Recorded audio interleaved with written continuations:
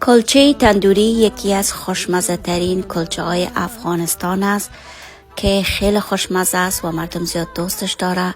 اگر شما هم علاقمندش هستین و میخواین که بفهمین طرز تهیهش، پس این ویدیو رو تا آخر تماشا کنین. ما با تمام جزئیاتش اینجا گفتیم. اگر باز هم اینجا درست نتونستین بفهمین، در چینل یوتیوب ما هست، میتونین در اونجا تماشا کنین. موادی که ما لازم داریم 4 دانه تخم است، 1 گیلاس شیر، نیم گیلاس روغن، 1 گیلاس بوره، 5 پیاله آرد، مسکه و ماست 3 قاشق، 1 قاشق هم خمیر مایه و 1 قاشق چای هم بیکینگ پاودر. در اول خمیر مایه را به شیری که نسبتا گرم تر است، یعنی شیر گرم است، اضافه میکنیم با 1 قاشق بوره. خوب میکسش میکنیم و ایره میمانیم که خمیر مایه خود آماده کنه. و بعد از این ما میریم دیگه موادای خود آماده میکنیم که اینجا 4 دانه تخم اول به این میکسر مندازیم. میتونین با میکسر دستی هم ایره میکس کنین یا میکسر برقی، فرق نمیکنه. 1 گیلاس بوره را هم اضافه کنین و ایره خوب سهی همراه تخم مرغ میکسش کنین تا زمان میکس کنین که رنگ زردی تخم سفید رنگ شد به این شکل.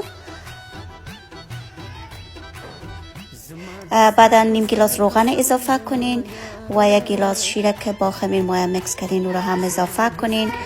مسکره هم آب کده اضافه کنین و 3 قاشق ماست است. هل چای هم 1 قاشق اضافه کنین و همچنان بیکینگ پاودر 1 قاشق چای خوری. و بعد از اینکه تمام مواد را اضافه کردین، آرد کم کم اضافه کردن بگیرین تا ای که خمیر خود سخت بسازه.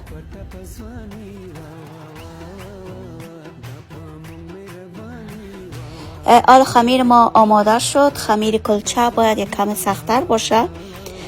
خب خمیر ما رویش پلاستیک رپ میگیریم و ایره میمانیم به مدت 2 ساعت در یک جای نسبتا گرم تر باشه که خمیر ما استراحت کنه و خوب سهی برسه.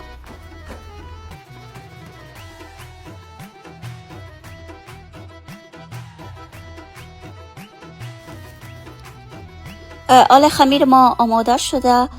2 ساعت گذشت و آل وقت است که کلچه ها را آماده کنیم. خب خمیر به زواله های کوچک تقسیم میکنیم به این شکل.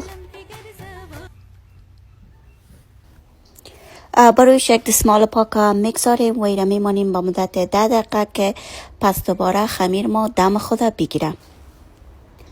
1 دانه زردی تخم با 2 قاشق شیر خوب میکس کنین که ایره بعدن بر روی کلچه ها میزنیم. کلچه را حالا آماده میکنیم. اول دور کلچه را با کاردک میزنیم که به خاطر از اینکه کلچه خود بتانیم که یک شکل بتیم.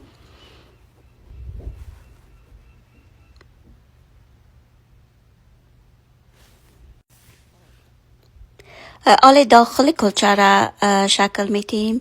همراه هر چیزی که خودتان دوست دارین میتونین که شکل بدین.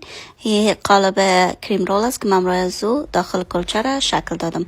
بعد از اینکه شکل دادین، آل امی زردی تخمه که با شیر میکس کرده بودین او را بالایش بزنین و بعدا کنجد و سیادانه هرچی که خودتان دوست داشتین بالایش باش بدین و داشتانه از قبل روشن کنین به درجه 350.